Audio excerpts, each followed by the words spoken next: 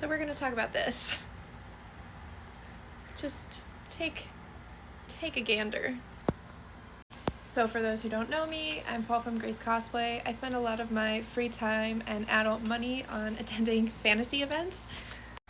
So needless to say, I'm very passionate about this community and what it can mean for people, and not just attendees, but vendors, authors, small business owners, people of marginalized communities, etc. This was a company, it was honestly probably the first fantasy event company I had heard of when I had first started looking into fantasy balls. The only one I knew about before was the Labyrinth Ball that's in LA. I'm in Orlando, so that's obviously a big commitment for my first event. But I just Googled fantasy ball events, and that company was the first one that came up. At the time, I remember just being so desperate to go to one of these. I was looking at their New Year's Eve event, which I think at the time was going to be in New Jersey, but it was going to be a more scaled down kind of like cocktail party. And for me and my husband, we weren't going to travel all the way to New Jersey for a smaller event, especially for our first time. So we ended up passing on it, which is honestly a good thing because that event got canceled. So it wasn't that I kind of wrote them off completely, but when I saw that, I just kind of side-eyed them a little bit. Obviously, things happen. I know that. Like, it happens. We're human. But the way it was handled, in my opinion, was not how I would handle something. But again, I go as an attendee. I'm not a business owner. I don't know anything of the sort. I was supposed to do measurements on somebody who was going to be a model in their fashion show. And up until last week, I was going to do these measurements for her. She's extremely kind. She's very sweet. I met her at my other job because she came in for a fitting for a Starfall dress.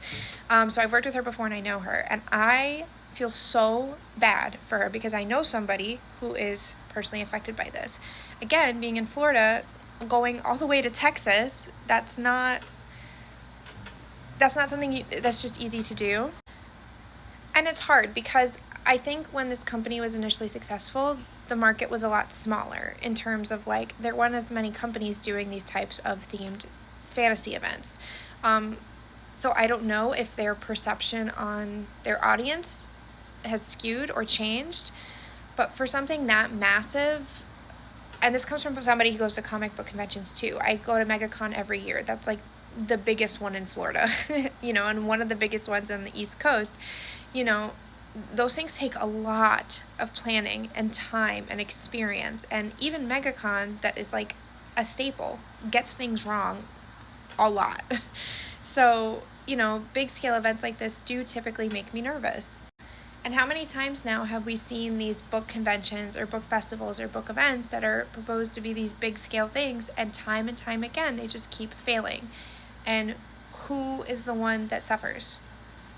The attendees, the vendors, the authors, the people who are working and not getting paid now because the event didn't make the money. It hurts my heart because this comes from somebody who started going to these events because I wanted a sense of belonging and a sense of community that was lacking in my life. And I don't know these people personally, so I can't speak to their intent. I'm hoping this was just a complete mismanagement of business. But I've also seen instances where it was clearly just a money grab. And that makes me so upset because I remember how desperate I was to go to one of these for the first time. And now I go to a ball every 3 months or so.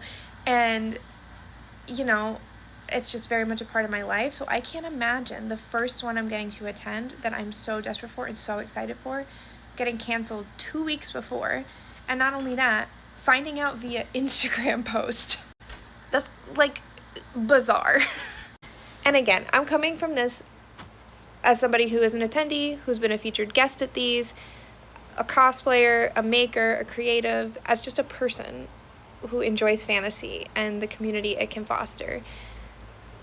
It just really sucks. It really sucks. And again, this is just me as a bystander. I cannot imagine what it must be like to be the people who are going to go to this event, again, 2 weeks before.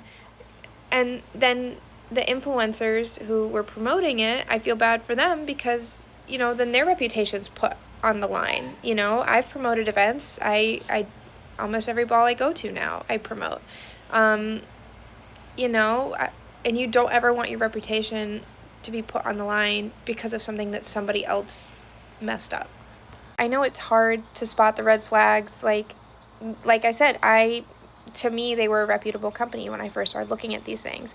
And I just never went to their events because they were too expensive for what I was willing to pay based off of, you know, the events I go to that I love that are perfectly reasonable for what you're getting. Plus the travel, and they kind of like go around the country. They don't have a home base, whereas like we go to Atlanta a lot, and it's nice because we always we know the people we're going to see there, and we do have like a friend group there now. In Orlando, stuff is really popping up, and there's a lot of staples here in Orlando.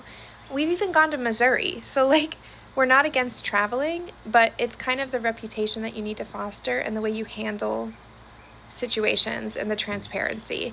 So just be careful, especially in this economy. Like, you can't be messing with people's money. Like, you shouldn't anyways, but especially now. Like, people are struggling, people are suffering. You know, I do this because a lot of my unhappiness comes from how the world is right now. So my heart goes out to anybody who was affected by this, and I know a lot of the vendors are trying to rally together and make it work somehow. And I know there's some bookshops in Orlando that are offering to take the overstock of some of the vendors who obviously bought stuff to sell.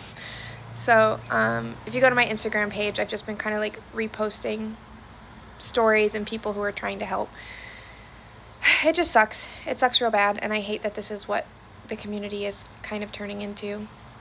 And then again, if you go to my Instagram post, I've been resharing people that I have personally worked with, balls I have been to, people who I have been a guest for, that I do truly trust and believe have a good reputation. So it sucks.